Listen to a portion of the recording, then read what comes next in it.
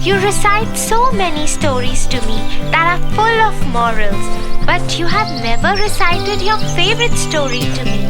Which one is it? Tofu, that's true. I haven't yet recited my favorite story to you. Would you want to listen to one of my favorite stories? Yeah. Jack and the Beanstalk. Once upon a time, there lived a widow with her only son, named Jack. Their times were really hard, and they were living in poverty for long. Jack was too young to work and earn money.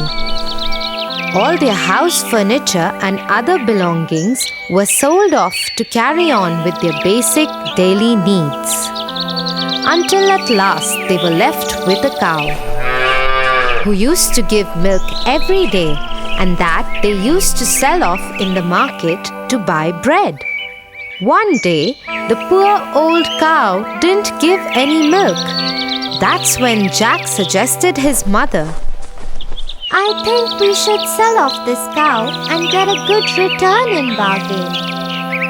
So Jack left to sell off the cow in the market. On the way, he met a butcher.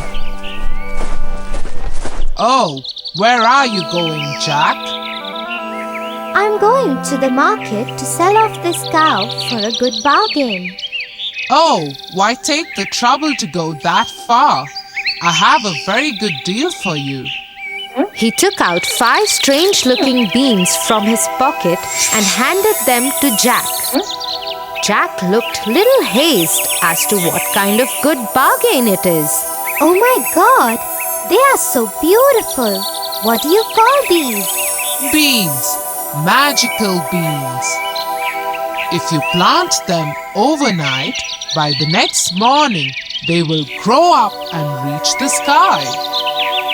Wow! Mother would be so happy to see them. Thank you, Mr. Butcher. And off went Jack happily to his mother and showed her the magical beans. But to his disappointment, she only got angry at him and shouted, Off you go to bed right away. She threw the beans outside the kitchen window and into the backyard and went off to her bed, crying and weeping. The next morning, when Jack woke up, he saw outside his window, and to his surprise, he saw a great beanstalk reaching up to the sky. Oh my God! This beanstalk is so huge! I need to climb this up to see where it leads to. He climbed up and up and up till his home looked a mere spot on the ground. At last, the stalk ended and Jack found himself in a completely different place. But suddenly, a beautiful lady appeared and said, Hello, Jack. You don't know me, but I know you and everything about you. The castle you see there belongs to a giant who stole all your father's money and killed him. Your mother had kept this secret from you to protect you. He owes you, Jack. The lady disappeared in thin air. Jack kept standing there and thinking, He surely owes me and my family. Far away, where the road ended, he could see a huge castle. He went up to the castle and knocked on the huge door. A giant woman opened the door. She looked scary and howled at Jack. What do you want? If you please, ma'am, would you kindly give me some breakfast? I haven't eaten anything since yesterday. The giant woman, though looked cruel and ugly, had a kind heart and offered Jack a huge plate of English breakfast, but warned him, You must finish quickly before my giant husband comes back and eats you. Then suddenly there was a huge knock on the door, and the wife picked up Jack and hid him in a huge empty kettle. As the door opened, the giant entered and roared. Fee, fee, fo, fum. I smell the blood of an Englishman. Be he alive or be he dead, I'll grind his bones to make my bread. Nonsense! You're mistaken. It's the ox hide you smell. So he sat down at the table and ate the ox that his wife had served him as breakfast. After he finished, he asked his wife, Get me my money bags. He started counting his money, but he was so sleepy that he slept on the table. The whole room was roaring with his snore.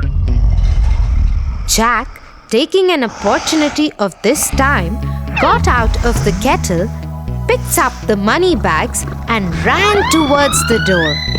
Before the giant woke up, he climbed down the beanstalk and to his cottage and did not look back even once. He took a sigh of relief and ran to his mother. Mother, look what I got. We are rich now. The mother and the son lived quite comfortably. Till one afternoon, when his mother was away, he decided to go up to the giant's castle and see what was happening there. So he climbed up the beanstalk and reached the castle. There, standing at the door, he saw the giant's wife again. But she didn't recognize him because he was dressed impeccably this time. If you please, ma'am, He said, will you give me some breakfast? Run away, you little boy! Last time a boy came, he stole my husband's money bags. But since she was kind-hearted, she offered Jack breakfast. At that very moment, the giant knocked on the door and quickly she hid Jack in the oven. The giant entered and roared. Fee, fee, fo, fum. I smell the blood of an Englishman. Be he alive or be he dead, I'll grind his bones to make my bread.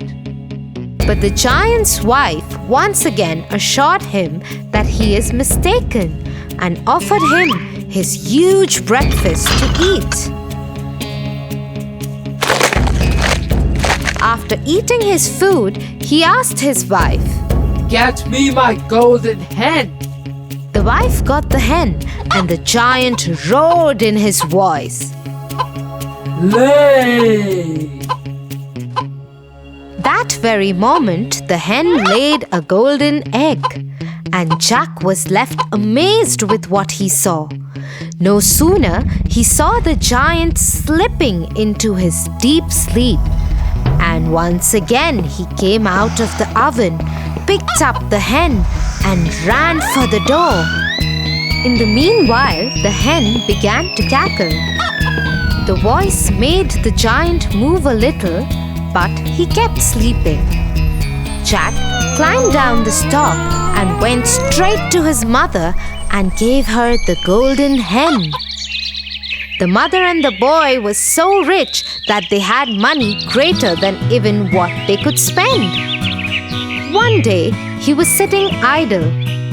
The thought of the beanstalk crossed his mind again, and he decided to climb it. No sooner he was at the castle, but this time he decided not to be seen and climbed the kitchen wall of the castle and hid himself in the oven.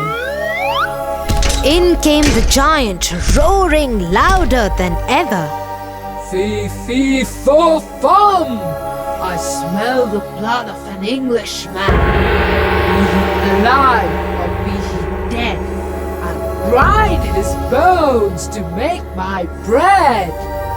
But the giantess was quite sure that she had seen no little boy that morning, and after grumbling a great deal, the giant sat down for breakfast.